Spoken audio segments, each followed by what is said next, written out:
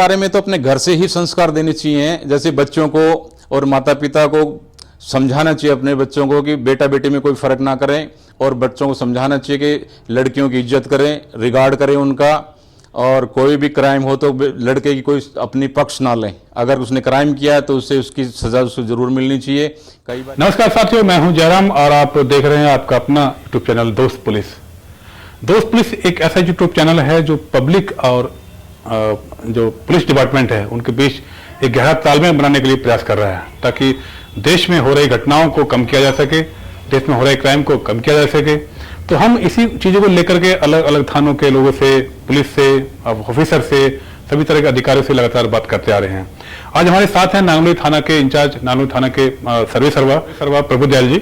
हम उनसे बात करेंगे और जानेंगे कि उनका पुलिस में कैसे आना हुआ, या उनके जीवन में अभी तक की कुछ खास जो घटनाएं घटी हैं जिनको वो बताना चाहेंगे, वो सारे मुद्दों पर भी बात करेंगे। तो बात करते हैं सर से। सर, बहुत बहुत स्वागत है आपका दोस्त पुलिस मैगजीन में। थैंक यू, धन्यवाद। बेसिकली हम जानना चाहेंगे कि पहले जो आपकी शुरुआती पढ़ाई हुई कहाँ से आपने की सर? सर मैं वैसे मेरी शुरुआती पढ़ाई हुई थी राजस्थान के झुंझुनू डिस्ट्रिक्ट के चीचड़ोली गांव से। चीचड़ोली गांव से हुई थी। वहाँ पे 8वीं क्लास तक मैं पढ़ा था। उसके बाद मेरा परिवार दिल्ली आ गया। ग्रेजुएशन यहाँ मैंने दिल्ली से की है। शुरू से ही मेरा रुझान पुलिस में था, इसीलिए 1992 में मैंने CISF ज्वाइन की। तो 1 साल वहाँ ट्रेनिंग की, उसके बाद छोड़ दिया। फिर असिस्टेंट कमांडेंट BSF रहा, 1 साल वो भी करके छोड़ दी। उसके बाद दिल्ली पुलिस में 1994 में 18 फरवरी 1994 दिल्ली पुलिस में भर्ती हुआ। उसके बाद से ट्रेनिंग से फिर पुलिस थानों में आ गए। क्या आप परिवार में से भी कोई पुलिस में है या आप? नहीं, परिवार में मेरे कोई पुलिस में नहीं था। मेरे ब्रदर हैं, वो कस्टम में एक्साइज में हैं, छोटे ब्रदर। बाकी हमारे परिवार या खानदान से कोई पुलिस में नहीं था। तो पुलिस की तरफ रुझान कैसे, क्यों? तो बचपन से पुलिस में रुझान थे। जब बच्चे थे जब भी पुलिस और चोर पुलिस खेलते थे, करते थे गांव के अंदर। और एक मेरे कज़न हैं, वो पुलिस में थे, तो उनको वो कांस्टेबल थे। तो अचानक मैंने एक बार उनकी कैप लगा ली, तो इन्होंने कहा भी कैप मत लगाओ, ये कांस्टेबल की, आप अफसर बनो। तो वहाँ से भी थोड़ा मिला। और कुछ मेरे रिश्तेदारों ने मुझे अपना इनकरेज किया। तो इस वजह से मेरा शुरू से ही पुलिस से रुझान था, और फिजिकल भी फिटनेस ट्रेनिंग की थी मैंने उस वजह से। तो पहली पोस्टिंग सर कहाँ रही और कैसा अनुभव रहा पहली पोस्टिंग का आपका? पहली पोस्टिंग मेरी इंद्रपुरी रही। वहाँ पे डी कोर्स भी हुआ, और उसके बाद वहाँ पोस्टिंग भी हो गई। वहाँ क्राइम एरिया है, तो उसमें वहाँ पे काफ़ी काम किया हमने। उसके बाद सेकंड पोस्टिंग मेरी नजफगढ़ रही। नजफगढ़ के अंदर भी काफ़ी क्राइम था। उस वक्त गैंग वार ज़्यादा चल रहा था। तो उस वक्त SHO साहब ने मुझे दिचाऊ, मित्राऊ और जड़ोदा का डिवीज़न अफसर बनाया था। तो उस वक्त गैंग वार होने की वजह से, होली का दिन था, हम चेकिंग कर रहे थे, तो मेरे बीट हवलदार ने बोला कि कपिल जा रहा है, वांटेड है। तो हमने उसका पीछा किया। मित्राऊ गांव में जहाँ उनकी क्रॉस फायरिंग हुई, उस क्रॉस फायरिंग में उसके मामा ऋषिपाल को गोली लगी, और उनको हमने काबू किया और केस वर्कआउट किया हुआ। आपकी जो जॉब की बात है, पहला केस था ये क्या? ये जॉब का पहला केस था, जो आमने सामने रियल एनकाउंटर था। उसके बाद कौन सी ऐसी घटनाएं घटी साथ में जो आपको यादगार हैं, जो आप इनको भूलना नहीं चाहोगे? काफ़ी हैं घटनाएं तो, जो काफ़ी वर्क लोड रहता है पुलिस के अंदर। 24 आवर्स का ड्यूटी होती है। उसके बाद पोस्टिंग वसंत कुंज हुई। वसंत के बाद लाजपत नगर। उसके बाद GK1 का एक केस आता है, याद आ रहा है, मर्डर हुआ था एक लेडी का, अकेली रहती थी। वहाँ एक मुलजिम था, जो हमें इन्फॉर्मेशन मिली कि अगर आज पकड़ लोगे तो ठीक है, अदरवाइज वो बांग्लादेश भाग जाएगा। उसके बाद एडिशनल SHO मैं और जिसने मुखबरी की वो, और जो आइडेंटिफाई कर सकता था उस बंदे को लेके हम वेस्ट बंगाल गए। वहाँ से बाई रोड रामेश्वर नगर था एक, रामेश्वर नगर के अंदर वो सो रहा था, अंदर जाते उसको पकड़ा, उसको लाया और अरेस्ट किया उसे। वेस्ट बंगाल गए हैं? जी, वेस्ट बंगाल से। जी। क्या उसमें भी कुछ ऐसा कुछ लड़ाई झगड़े का हुआ? नहीं, वहाँ ऐसा नहीं हुआ। हम रात की रात ही लेके आ गए थे। ऐसा कोई मौका नहीं मिला कि पब्लिक हमसे वो होती, उससे टच होती, तो लेके आ गए थे उसको। पब्लिक और पुलिस के बीच तालमेल को लेकर के आपका क्या कहना है? पब्लिक और पुलिस का तालमेल बना रहना चाहिए, क्योंकि पब्लिक ही है जो हमें इन्फॉर्मेशन देती है। पब्लिक में से ही इन्फॉर्मेशन आती है, पब्लिक ही बताती है कि कौन कहाँ पे क्या किस प्रकार से क्राइम हो रहा है, और उसी की इन्फॉर्मेशन पे हम अपना जो भी है मुलजिम है या अपना जो भी आउटपुट है तो वो देते हैं पब्लिक की उसी के ऊपर। कोई ऐसा केस भी है जो आपको लगा हो कि यार ये बड़ा मुश्किल है, इसको कैसे करें, इसको कोई ऐसा केस? नहीं, केस तो काफ़ी मुश्किल होते हैं, लेकिन क्या आता है कि इन्फॉर्मेशन और लोगों से पूछताछ और उसके वजह से वर्कआउट भी हो जाते हैं। वैसे ऐसी बात नहीं है कि दिक्कत तो आती है, हर जैसे ब्लाइंड केस होते हैं। हाँ, तो ब्लाइंड केसों के अंदर कई बार टिप्स मिलती है कि भाई वो हो सकता है। एक ऐसे इंद्रपुरी का केस था, ब्लाइंड केस था, जो उसने इन्फॉर्मेशन दी थी कि भाई वो बंदा हो सकता है, तो उसको टच किया तो फिर वो मुलजिम निकला उसके अंदर जी। तो उसमें काफ़ी केसेस हैं जो पब्लिक पे और लोगों के उस पर टच से काम हो जाता है। आजकल के जैसे युवा हैं जो पुलिस में आने की तैयारी कर रहे हैं या आने के इच्छुक हैं, उनको आप क्या मैसेज देना चाहोगे, किस तरह तैयारी करें? मैं युवाओं को यही मैसेज देना चाहता हूँ, एक फोकस बनाएं, अपना फोकस बनाएं और क्या बनना है आप एक कैरियर चुनें।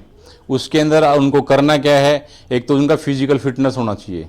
एक सुबह का एक टाइम टेबल फिक्स करें कि भाई मुझे इतनी दूर तक इतने टाइम तक रेस करनी है, फिजिकल फिटनेस करना है। फिर ग्राउंड में जाएं, हाई जंप, लॉन्ग जंप, ये एक मैंडेटरी है। फिर जो रेस होती है टाइमिंग, उस रेस में भी अपनी टाइमिंग निकाल के करें, और वही करने की वजह से ये करेंगे तो सफल हो जाएंगे। काफ़ी लोग रिटर्न तो पास कर लेते हैं बट फिजिकल में फेल हो जाते हैं। वो वजह क्या होती है कि वो फिजिकल फिटनेस नहीं होते और ट्रेनिंग नहीं करते वो। तो मेरी उन युवाओं से ये गुजारिश है कि आप लोग स्टडी के साथ साथ अपना फिजिकल फिटनेस भी ज़रूरी है, जैसे रेस करना, हाई जंप, लॉन्ग जंप, ये ज़रूरी, ये भी मस्ट है उसके अंदर। अच्छा सर, अक्सर देखा गया है कि बॉर्डर पर जो हमारी फोर्सेस होती हैं उनको तो एक सीधा टारगेट मिलता है, उनको तो पता है कि सामने केवल दुश्मन है। आप लोग पब्लिक के बीच में रहते हैं, पब्लिक के बीच में से अपना आपको टारगेट निकालना होता है, कितना मुश्किल होता है? ये बड़ी मुश्किल है। आपने सही कहा कि फोर्स के अंदर बाकी बॉर्डर पे उनको तो पता होता है कि हमारा दुश्मन कौन है, बट यहाँ पे हमें यही चीज़ करनी है, यही बचाव करते हुए कि आम आदमी उसमें ना इन्वॉल्व हो और जो सही क्रिमिनल है वो पकड़ा जाए, उसको आइडेंटिफाई करना होता है। उसमें काफ़ी मदद हमारी इंटेलिजेंस होती है, जैसे कि पुराना रिकॉर्ड होता है, उसका पुराना रिकॉर्ड होता है। फिर एक काम करते करते इतना एक्सपीरियंस हो जाता है कि वो मुलजिम आइडेंटिफाई हो जाता है, और कुछ लोगों की मदद से भी ये काम हो जाता है। क्या आप ये मानते हैं कि क्राइम जो जिस तरह बढ़ा है, हालांकि पुलिस पूरा प्रयास कर रही है कि ना हो, नशे को कितना आप इन्वॉल्व मानते हैं? नशा क्राइम के अंदर काफ़ी इन्वॉल्व है। इसके अंदर नशा बिल्कुल इन्वॉल्वमेंट है इसके अंदर, क्योंकि आदमी कोई भी नशा करता है तो नशा करने के लिए उसे पैसा चाहिए तो वो फिर इजी गोइंग जाएगा, छीना झपटी है, चोरी है, और दूसरे गलत काम अपनाएगा वो अपना नशा पूरा करने के लिए। क्या कोई आपको ऐसा लाइफ में कोई केस ऐसा आया है कि जब आपने किसी को पकड़ा हो कि लगता कि ये तो कोई और ही बंदा, सिंपल बंदा, बाद में कुछ उसका बड़ा क्राइम निकला हो? हाँ, बिल्कुल हुआ है। साउथ में पोस्टिंग थी कालकाजी में, जब हम एक गैंग को पकड़ने गए थे, जेब कतरों गैंग। तो हमने बस में से काफ़ी लोगों को उतार लिया जो जिन पे डाउट था। बाद में हमें इंटरोगेट किया और पता चला कि इसमें खच्चर नाम का एक क्रिमिनल है जो जिनने पुलिस पे भी गोली चलाई थी, और वो 307 और कई केसों में वांटेड था। तो वो गैंग, हमें पता नहीं था कि ये आदमी वही है, लेकिन बाद में वो आइडेंटिफाई हुआ कि ये तो बहुत ही वांटेड आदमी है, और ये खच्चर गैंग जो जेब कतरों का सरदार है ये, तो उसको उस टाइम में पकड़ा था हमने। सर, एक और सवाल है कि देश में जो महिलाओं के प्रति एक क्राइम बढ़ने लगा है, हालांकि देखा गया कुछ महिलाएं भी कई जगह इन्वॉल्व रहती हैं, इसमें कोई शक नहीं है, तो इसको आप कैसे देखते हैं?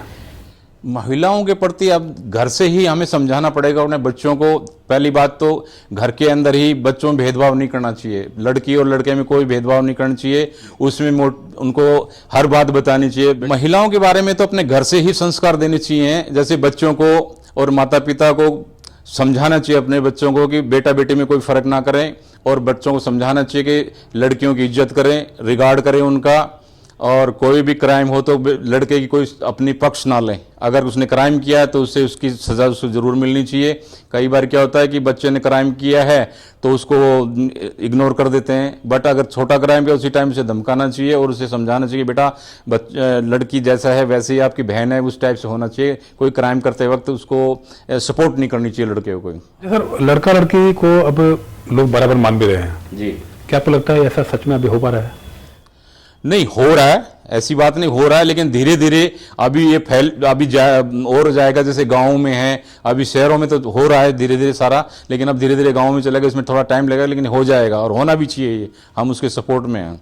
क्षेत्र की जनता और जो क्षेत्रीय जनता के साथ साथ जो देश की पब्लिक है, जो लोग इस प्रोग्राम को देखेंगे, उनको आप क्या मैसेज देना चाहोगे?